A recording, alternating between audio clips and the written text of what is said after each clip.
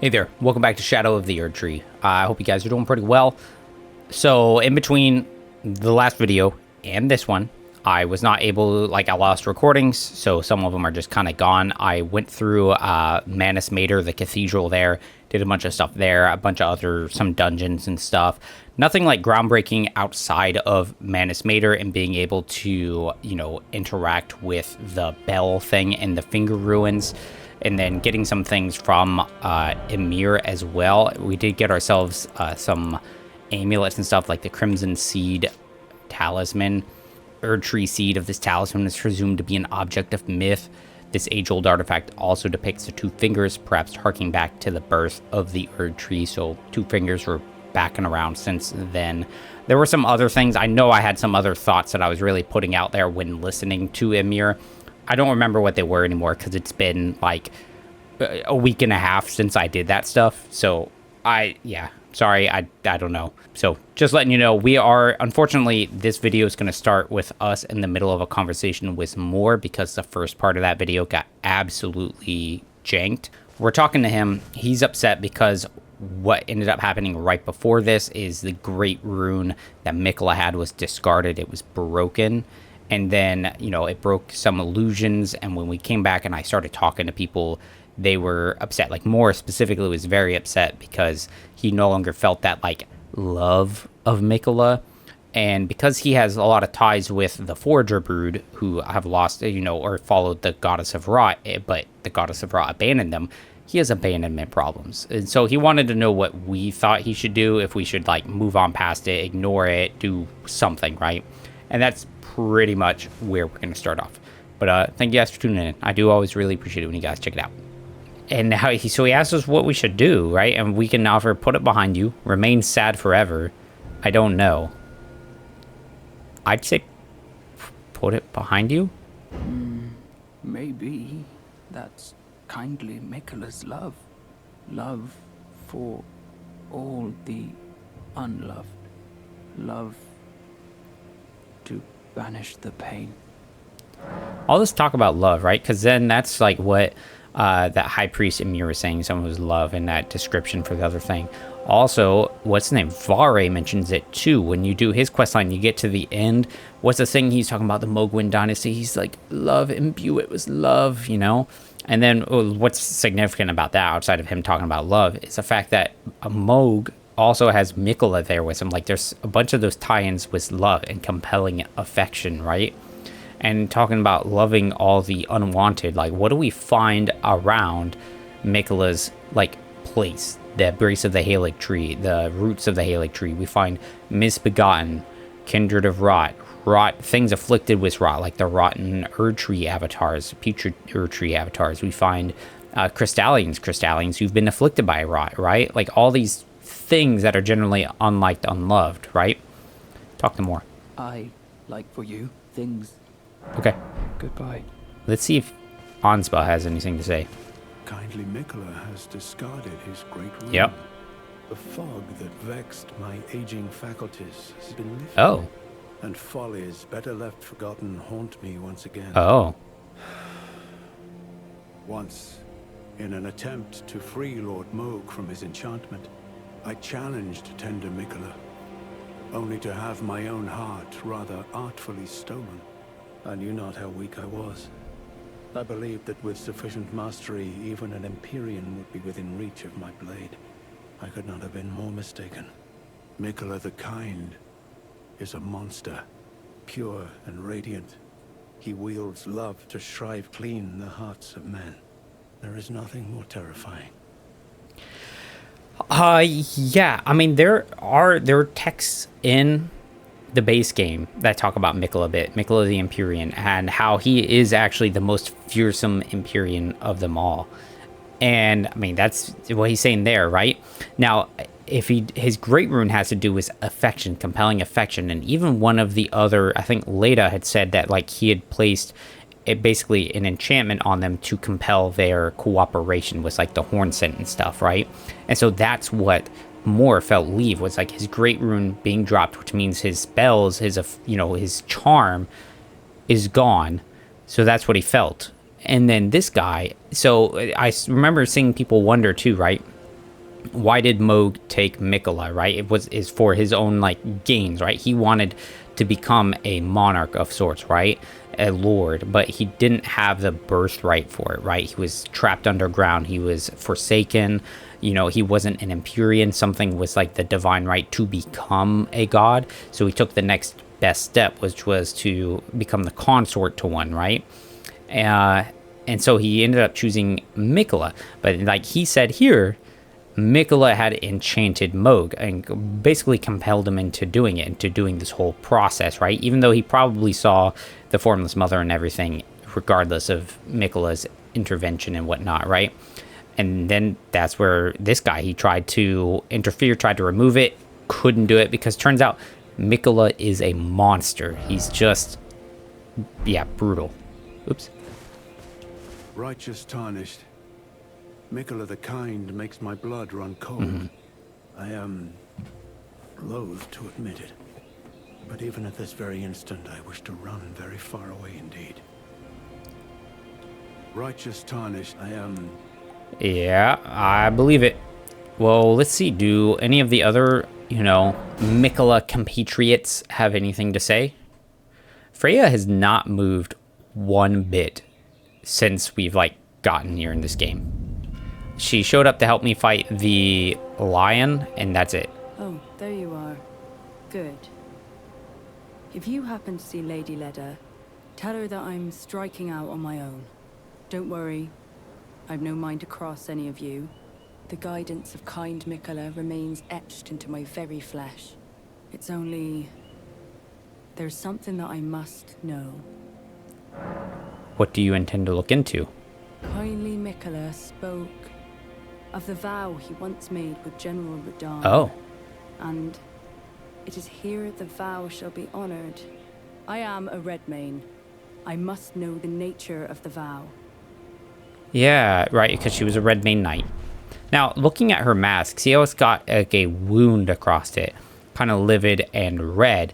So I had wondered before if it, as being a Redmane, and what is one of the things they deal with is the Scarlet Rot. So I wonder if she's basically has been blighted with the rot, and part of Miquella's help with her has been to quell the rot and hold it off at bay.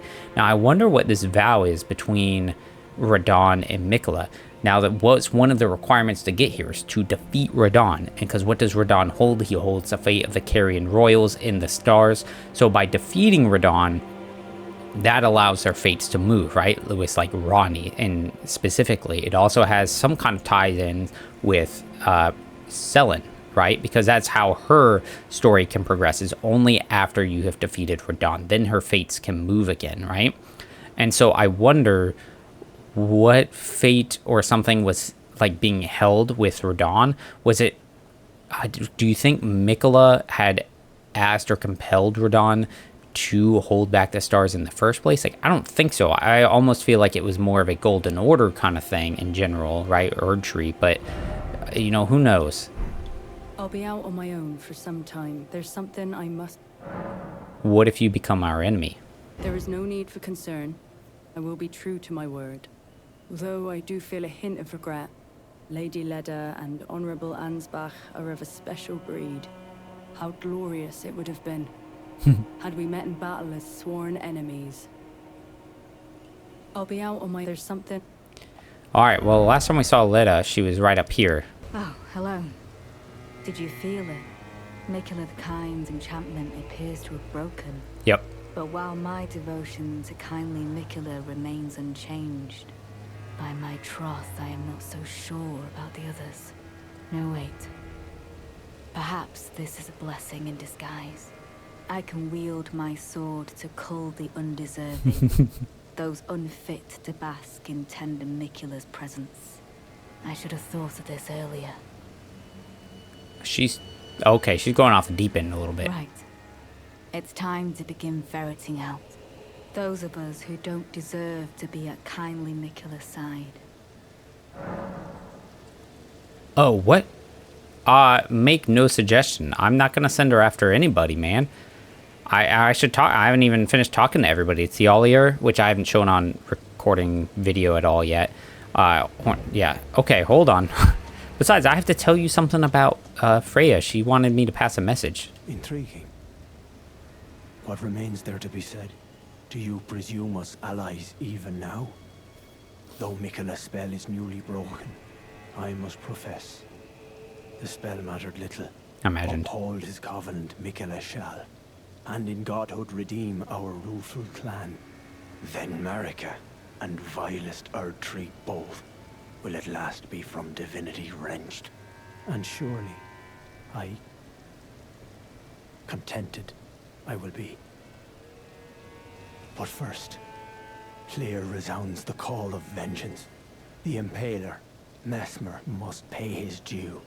In vengeance for the flames, my blade I wield. How could I allow myself to forget? Revenge alone assures me peace of mind. All right. Think not to hinder me upon my path, I didn't. lest you too wish to face the reckoning. All right. Don't talk too big. Think not lest you... Yeah. Yeah, so he's really about getting rid of Mesmer. Okay, well, let's go talk to Tialier now. Now, Tialier, he gave us something. So he's a poison guy. It's where I got the poison spray, like poison perfumer bottles, right? But then at one point I talked to Moore, and Moore had an item he wanted to give him, and it was some kind of black tarry, midnight tarry, poisony thing that he then made a concoction out of. And he was like, yeah, if you ever feel really tired of life, here, I can get you some of this. And I was like, yeah, I'm really tired of life. So he gave me this thing, and you can buy more of it. And if you take it, it just offs you completely. Like, the sleep is like so deep. A condensed somniferous elixir purported to be capable of putting even an ancient dragon to sleep. For an ordinary mortal, a single sip would assuredly result in a swift and certain death. Tialier saw of St. Trina's sleep when he created this, but the ebony sleep he concocted had not the sweetness of nectar, nor the gentleness of rest's embrace. Oh, are you not affected? Even with the spell broken, I'm feeling rather lost. Haunted by memories of St. Trina.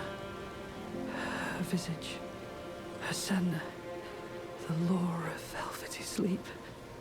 Would kindly Miquella chasten me for falling for St. Trina, while knowing that she was the discarded half. Mm-hmm. The problem is, I simply cannot help it.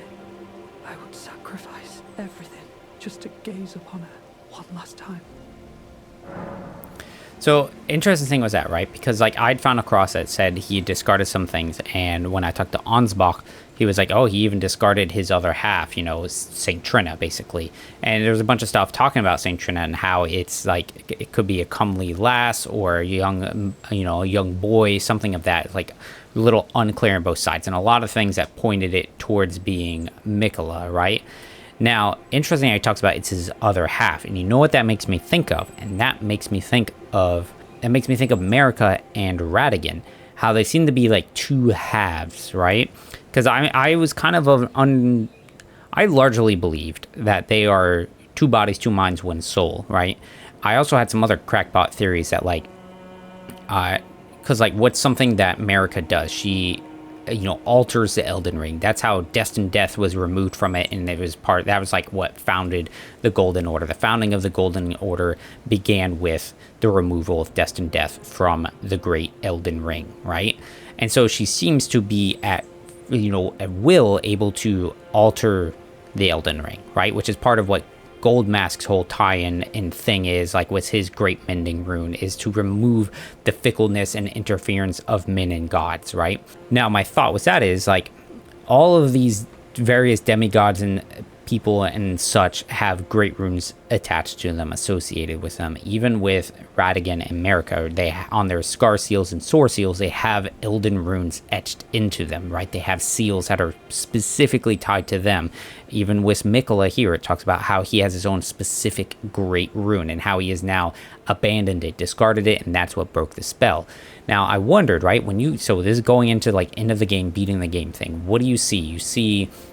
You go into the Erdtree and you find Marika hung up, basically crucified, with a bit of, like, amber light piercing through her. Very Spear of Longinus, like, very, very Christian-y, And as she, like, goes down, like, the arc, and it's, like, on a arc, rune arc where the blessings pool and stuff. And then she drops down and she's like crumbled, half broken stone looking, right?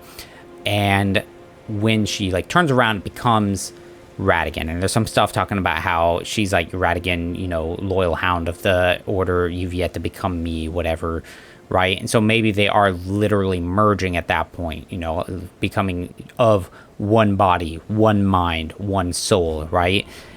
But the thing is, right, she, inside of Radigan's body, what coalesces, what appears, it is the Elden Ring. So when we think about like how the Elden Ring was shattered, we think, you know, when we think that the Elden Ring was shattered, what do we see in their bodies? Their bodies are shattered. So it's like their bodies are literally housing the vessel. Their bodies are the vessel housing the Elden Ring. And so in destroying the Elden Ring, it shattered her. And in him trying to house the vessel itself, you know, become the vessel itself, it also like shattered him, something, right? But I wonder, right, if she's holding a part of the Elden Ring, if Radigan, what made him was like she like excised a part of the Elden Ring, a part of herself, because if she is the vessel of the Elden Ring and she can willingly take parts of the ring out, different Elden runes like Destined Death, who's to say she didn't cut some other things out of there, and one of them being something that is essentially Radigan, because he has his own seal attached to it, right? He's got his own Elden rune. He also gives Renala the Great Rune of the Unborn, and I would imagine that all these things were originally somehow tied into the Elden Ring, because like what's the point of having this Elden Ring that encompasses all order if pieces of it are just literally scattered about, you know? What was the whole point of this? You know, Miquella basically being two people essentially, and he willfully discarded some other half in order to be a singular and, you know, renounce his birthright, because maybe that's a tie-in with like him being the child of America and being able to do what he wants. I'm gonna buy another one of these concoctions because I can. Okay, I don't want to sick Leda. Oh, the horn scent is gone. So is Freya. So is everybody. They're all gone now. Oh, they've all scattered to the winds. So I don't want to tell Leda about anybody. The only thing I want to talk to her about is to let her know, like, Freya wanted to give her a message, you know? Oh, there you... I've made up my mind. The horn sense will be eliminated. Oh, no. If he were to point his blade at Sir Mesmer or Queen Marika, perhaps it would not matter. He is going for Sir Mesmer. Vengeance changes a man. And one day, his blade may turn towards Miquella the Kind. Kindly Miquella is, after all, the true golden child. Not Godwin, huh? Even if he discards every last drop of his being, his lineage will always remain. Whoa. I believe the horn sense suspects what I have in mind. He never placed his full trust in me, even under the effect of kindly Miquella's spell. He must have recognized something. The scent of the killer that slept within me. The stench of crusted blood. Yeah, but what about me? I will follow the horn. To have his revenge on Sir Mesmer, there is only one place he will go. The Black Keep. Okay. I mean, I think we got... That's where we're Shadow Keep. It's not quite the Black Keep. I guess it's similar, so maybe that is it. Got a church district entrance.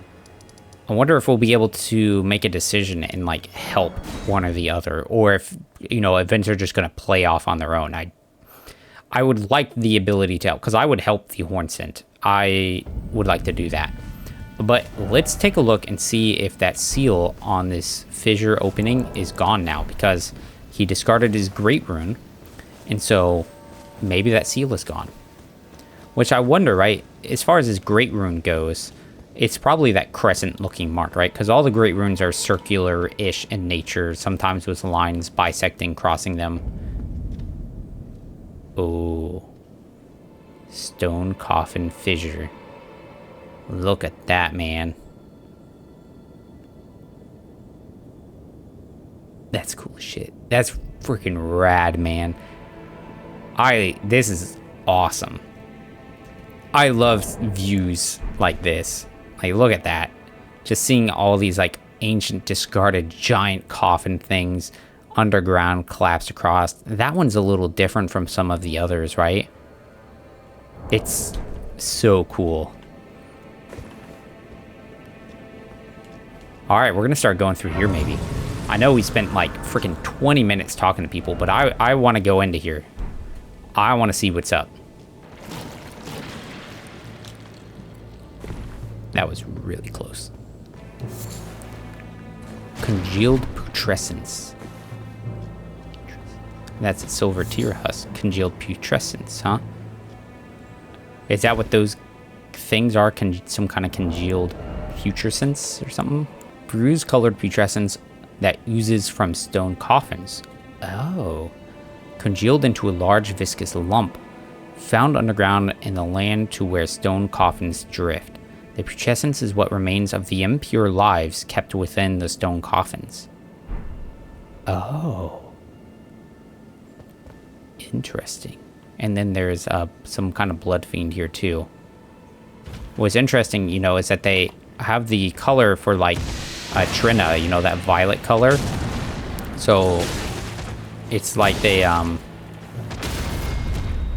it have some tie-ins with that in Sleep, especially because like it doesn't have the gentle coloration for like Saint Trina. It's got more of that deep velvety thing that's like some step beyond, that's like more than just a peaceful drift. A slumber most sublime. Oh, see, even on his spear tip, look, he's got sleep imbuements on it. Oh, I just had a thought about these guys. What if they used to be demi-humans? Because they've got the same, like, tribal look to them, right? They also drop string, and, like, the only other thing that drops string are the demi-humans. And their demi-humans just seem to be generally kind of oppressed, right? Owie. And so maybe, right, how it talked about in the Blood Fiend thing, how they were an oppressed tribe. Maybe some group of them found, you know, the formless mother. We got ourselves a site of grace, a cross. And that makes sense. Miquella came down here. That's why he sealed it off. But he sealed it off for a reason, right? There's some secret down here he doesn't want us to know. And it probably has to do with where he discarded Saint Trina. So are we going to find Saint Trina somewhere way down under here, under the water, underground? I abandon here my love. We got to tell Ansbach. Oh no, Ansbach is gone. Dang. Kindly Miquella. Look at that bearded fellow. I see you've thrown away something you should not have under any circumstances. How will you salvation offer to those who cannot be saved when you could not even save your other self? I think that thing has a point, right? Because if he's like abandoning his love and like everything, like what's really gonna remain, right? Because that's like what Leda's talking about. She's like, oh yeah, he can abandon every drop of his being, but he'll still be like of the lineage of, you know, the true golden whatever. But like his lineage is rotten. His lineage is no good. Like, oh, what's his name says, Emir. You know, the fingers, America, all of them were like twisted and wrong from the get-go. How can there be any kind of plan, any kind of redemption when, you know, the cards were stacked against us from the start? That thing has a purple thing on its tail. That's not normal. Is it because it's Trina related? I can't hit it. Okay, you know what? Eat knife. And so at the end, after Miquella has gotten rid of every part of himself, his body, his love, his rune, his birthright, like what is actually going to be left to ascend into divinity, right? Because if it's talking about his lineage, like Leda seems to think, what is that going to do? Like, hooray? His birthright from America? From Radigan, who is America? Like what, you know, what is that going to do for us? What is that going to do for anybody? And look at that one. You can actually see the putrescence coming out of it. An impure life. Makes me think of the, you know, kind of like Albinarix, Silver Tears, things like that in a way. But it's all purpley. It seems to be making those muck things. These jail watchers that they are here is interesting. And now the purple I always associated with like gravity, but is it something else? Is it something more and different? Is that an opening? That's an opening. That's gotta be an opening. We're gonna have to go back and check that out. It's not an opening. No. Oh, okay. I want to get inside one of these coffins. Do you think the boss fight might take place in one? Like maybe you'll finally get to the end and we'll go inside of one of these great big coffins. Did he put Trina in one of them? Velvet Sword of Saint Trina. So there is a different status effect with it where it's like eternal sleep, which is like death instead of just regular sleep. Silver Sword of Saint Trina, now stained the color velvet, inflicts eternal sleep. When Saint Trina was abandoned, the faint light purple mists coalesce into an intoxicating deep purple cloud. Releases a velvety purple mist that spreads across a wide frontal area, afflicts foes with eternal sleep. Yeah, I mean, it looks kind of like twisted and wrong too, doesn't it? Like just the way the coloration is and stuff was across, especially like, I don't think I have the regular Saint Trina sword on this character. Or no, maybe I do.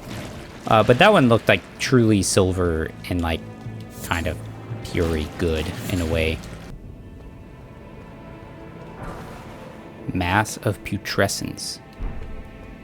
Sorcery originating from the putrid liquor of the stone coffins flings a great mass of putrescence that explodes shortly after impact, raining ghost flame upon the area. In an age long past, death was burned by ghost flame. Even the remains of tainted flesh were given equal treatment in death. So, because sometimes you do see that. It takes intelligence and faith. So sometimes you see that in the descriptions where it talks about death and it's like a capital T, right? Like capital, like death, as opposed to just death, you know?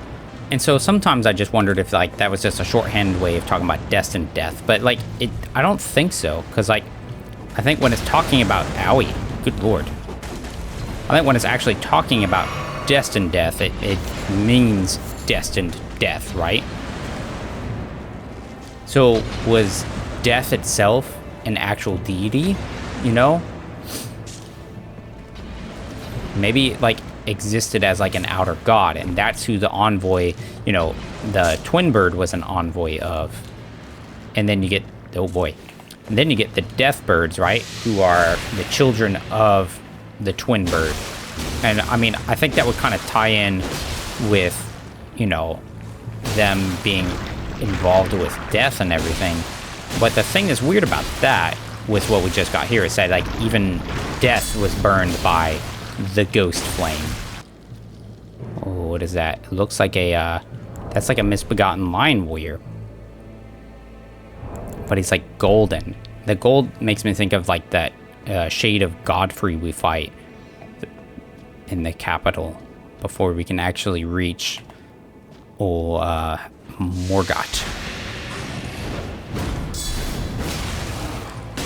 Wonder if he can bleed or be poisoned.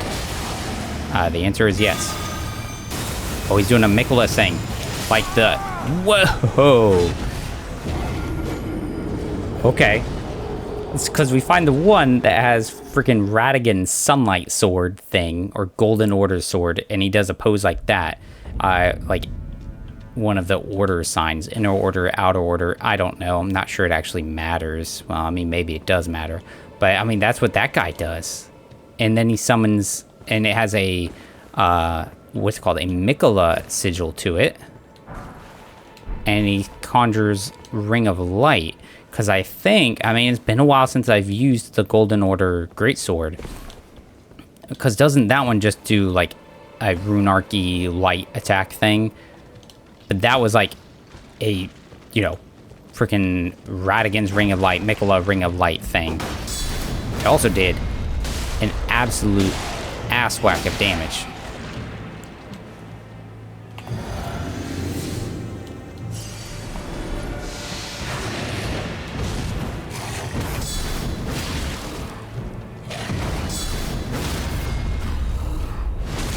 Alright, we're gonna have to watch for his thing this time, right?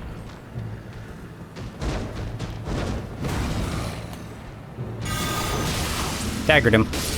Haha. Multi-layered ring of light. Incantation of those who served Miquella.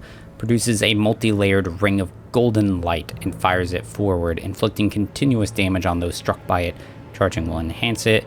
This light ring incantation was cultivated by a tradition separate from the Golden Order fundamentalism, because he left it, right? He seemed to be a member, and I would say his whole purpose of being a member was to cure millennia.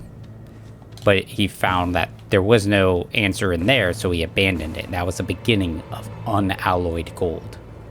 It's interesting to say that he cultivated it, you know, because that's something you would say for like a plant, like was the Erdtree that he, you know, more or less watered with his own cursed blood, was eternal youth, and it came out all twisted and wrong. And maybe that was part of how he, you know, figured that there was no help for him or even his sister, really, because at the end of the day, they were cursed and there was no overcoming it, not through the normal means. Hi.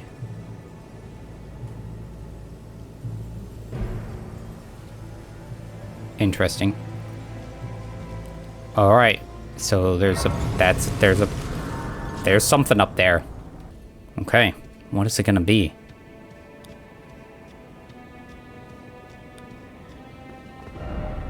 We're way out here, man.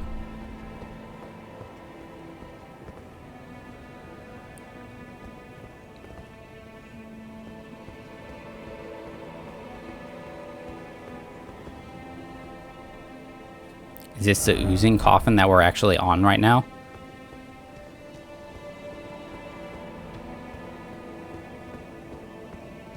Okay, it goes. Oh, we're gonna have to leap off of it, aren't we? Down into the velvety, sleepy depths. Oh, please grant me the courage to fly to your feet, my dearest Saint Trina. It's curious that there's a bunch of animals that are lined up. Look at all the coffins down there too, man. Did we traverse down that section?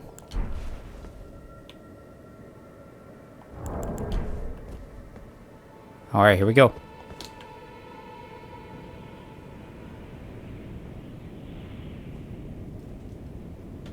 Look at them all, dude. Oh. That looks not great.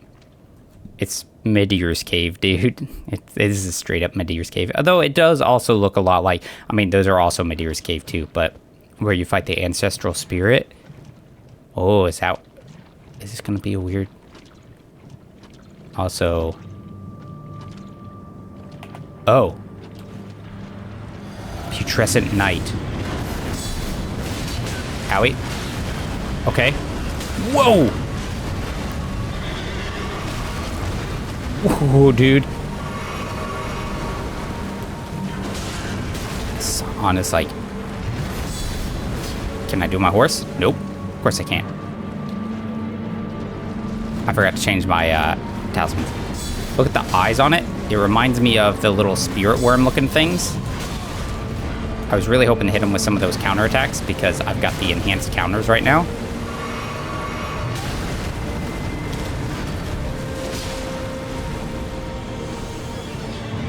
Oh, I messed it up. That still hit me? Oh. That's kind of crazy looking, dude. Look at the bones lined up around it. Elden Ring has stopped working. What? So he comes riding in, yeah, from way over there. His design is very reminiscent of Orphan Koss, particularly because of the sickle thing, because that's what Koss does. He has that, like, umbilical cord bladed weapon thing, right? Horse, though. The horse looks almost okay in a way. The other enemy I can think of, kind of like unique-ish weapon or enemy with like horse stuff, is those riders. Look at the long neck, though. It's got like putrid looking guts. But you have those wraith-calling rider dudes. Oh, way too early there. Oh, I messed it up. I'm in trouble. One more.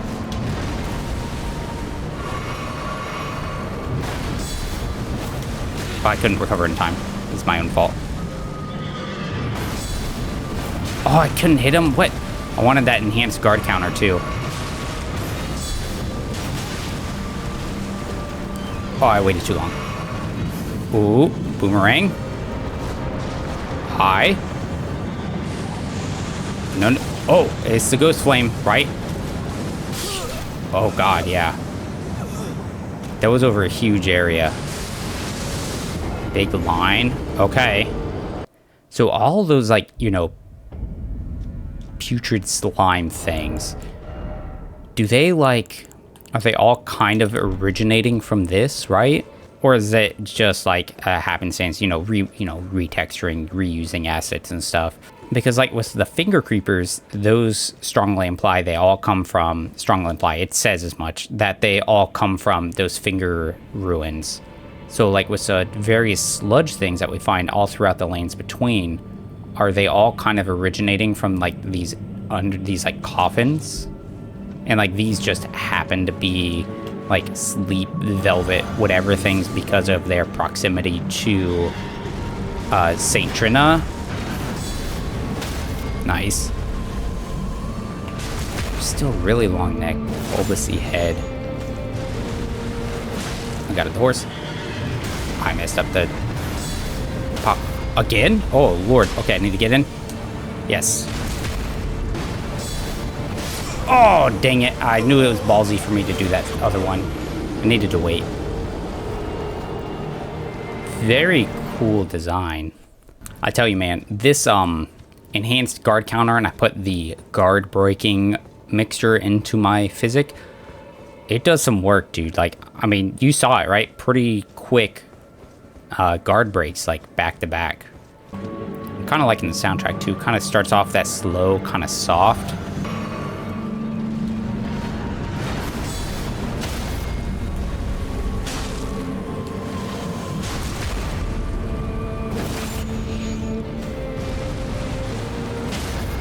Oh, another one already? Oh my god.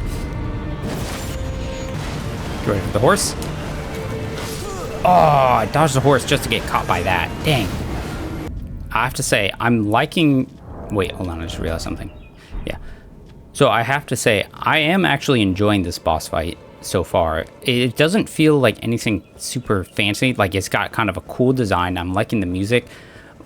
But I think, honestly, part of the reason I am really enjoying it is just how, like, almost chill in a way it is. Like, sort of traditional in, like, the boss fight. It's not like freaking Twin Moon Knight Relana, which is just this absolute unrelenting barrage of attacks. Like, I feel like I can breathe and, like, play the game, you know? This could be bad for me. Dang it.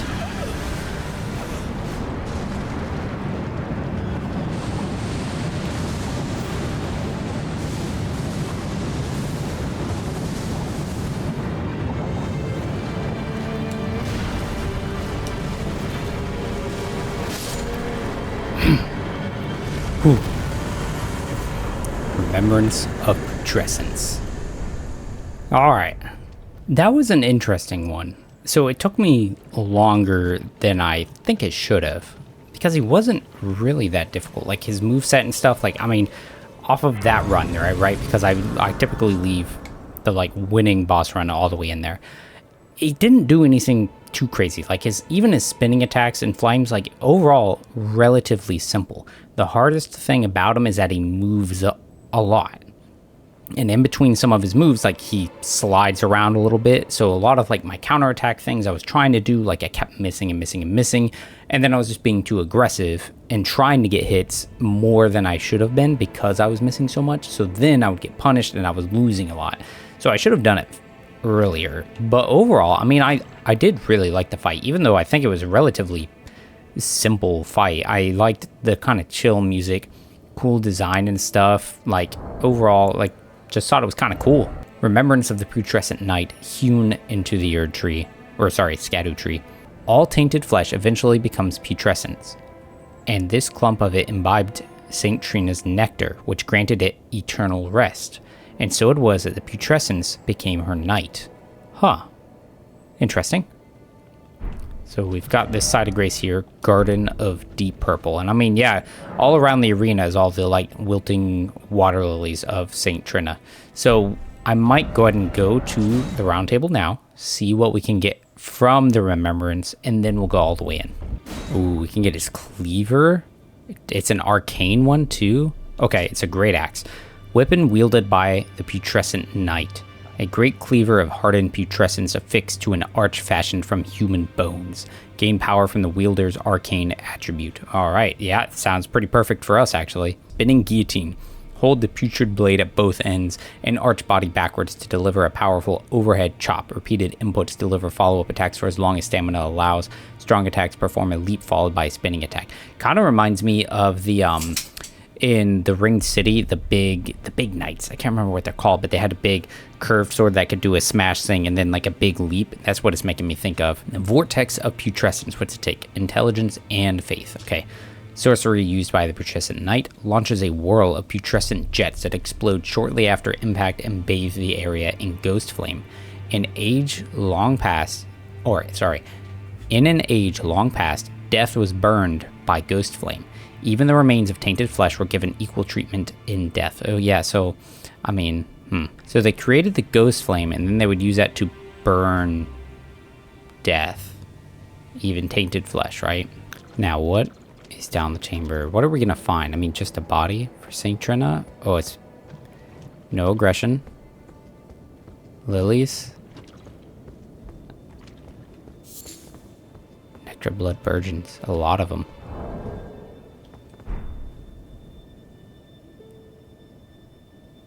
It's like a lily itself. Like, oh no, I see it now.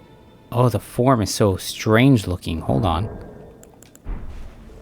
Because, you know, I'm looking for the head up here, but it's just like a blooming flower.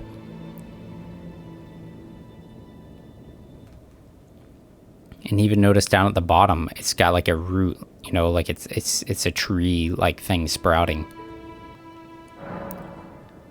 Oh. So I got that nectar thing I got from Tolier. I wonder if... I don't know that I want to give it to her. I don't think it's giving it to her. I think it's me taking it. And maybe it would allow me to commune. I kind of want to talk to him, see if he's still around. And then, like, maybe... like, he'll have something to say? Or will I have to talk to her first?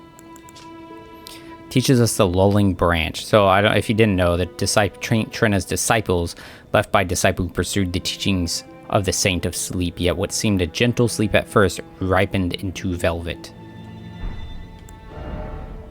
There's the lulling branch. Slowly builds up sleep while gradually restoring FP. Well, that's kind of cool. Tree branch blessed with a velvety purple incantation.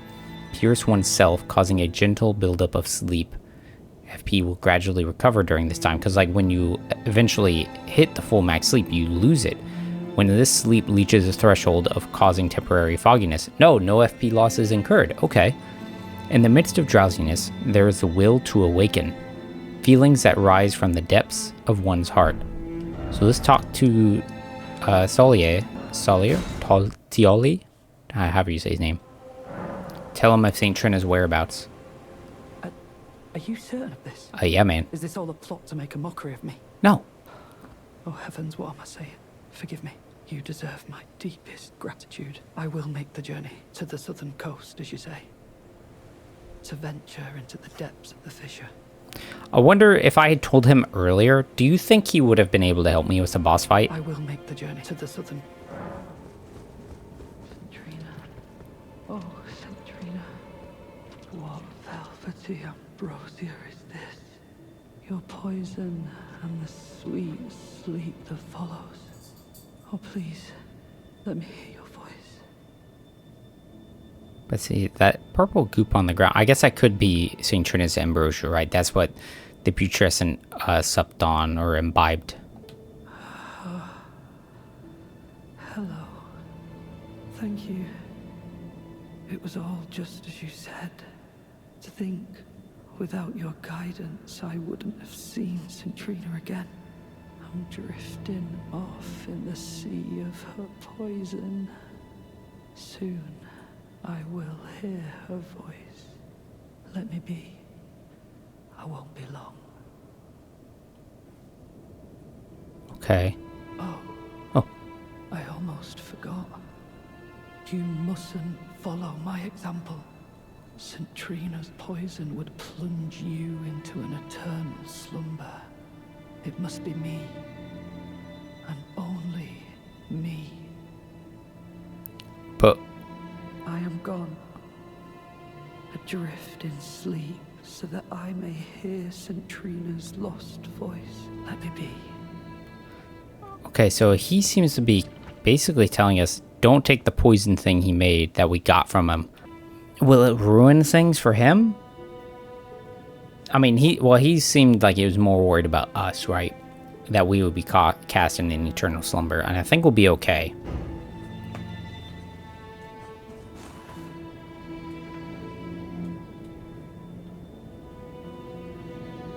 Oh, unless the nectar... Oh, we're imbibing the nectar from her directly. Not the poison.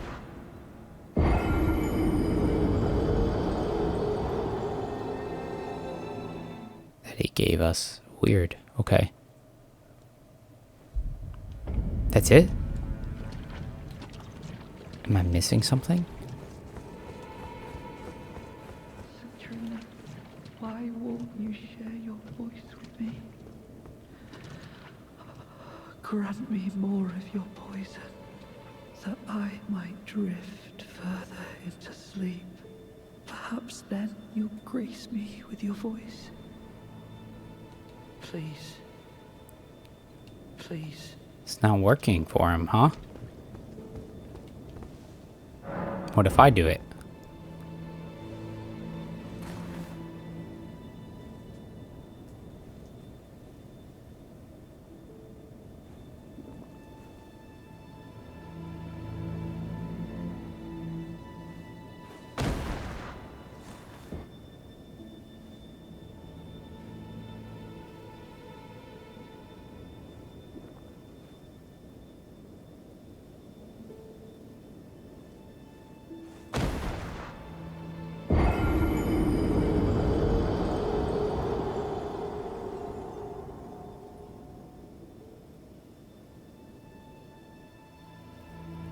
And that fade out. Miquella, stop. Don't turn the poor thing into a god. Please. Pass on St. Trina's words. I'll thank you not to lie to me. I am the chosen, not you. Only I can doze off in the sea of St. Trina. Why would you hear her voice when I cannot? If you should utter these cruel untruths to me again, I won't be held responsible for my actions. I'm gonna try again. Please, enough. I cannot believe your cheek. And I will stand for it no longer. What? But dude, I'm trying to help you, I guess. So if I do it again, will she say anything else? On earth would be Miquella's prison. A caged divinity is beyond saving.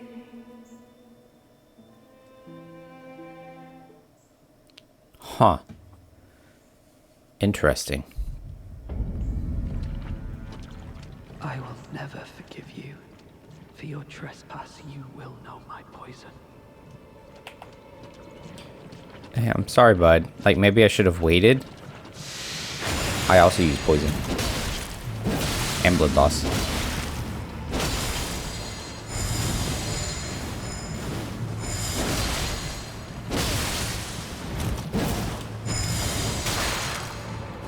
Why did you mislead me? Such strength, but for what? I didn't try to mislead you, bud. St. Trina's smile. Maybe if I'd waited? I was no good to anyone. Beginning to end. Weak as a kitten, and thick as two planks. I suppose dying in disgrace is fitting, in a way. Tell me, please, assuming you spoke the truth back then. What did St. Trina tell you? Tell me, assuming you... What did... Maybe I'll talk to her some more. Let's read that amulet, though.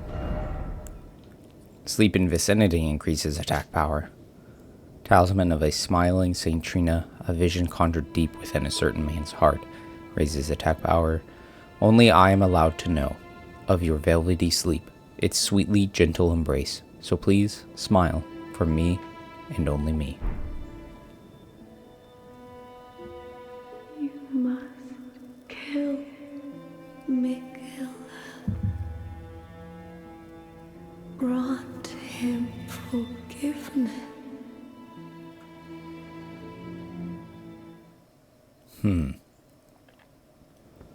Tell me, assuming you... What did... Pass on St. Trina's words. You are a wretched, wretched soul. A nightmare could plague me. Such a thing could possibly be. Could it? St. Trina, please let me hear your voice in my everlasting slumber. St. Trina, in my... Alright, so that's probably it that she has to tell us, huh? That's kind of crazy. Stop him. Don't let the poor thing become a god. A caged divinity. What did she say, man? Now I can't remember. Is he gonna die here at some point? Or is he gonna go to sleep? This is kind of a neat sequence, but I'm gonna be honest, it's like going back and having to just drink, walk back, drink, walk. It's kind of annoying.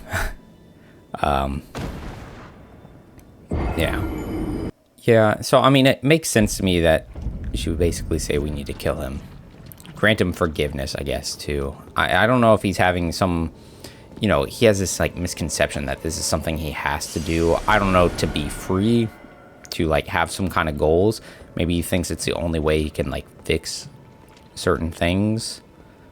But like she said, like, it's any god, it's just going to be caged, like a caged divinity. And then, like, you know, she's calling him a poor thing. I mean, he is, like, sacrificing everything about himself. Which, I mean, to me, I'm like, what's going to be left, right? At the end, if he actually ascends, like, what is going to ascend, you know? Huh. So, I guess that's actually it. Pretty interesting. I mean, yeah. We got to take Miquella down. Not surprised. Not surprised. But thanks for joining me. Appreciate it when you guys check it out. And until the next one, take care.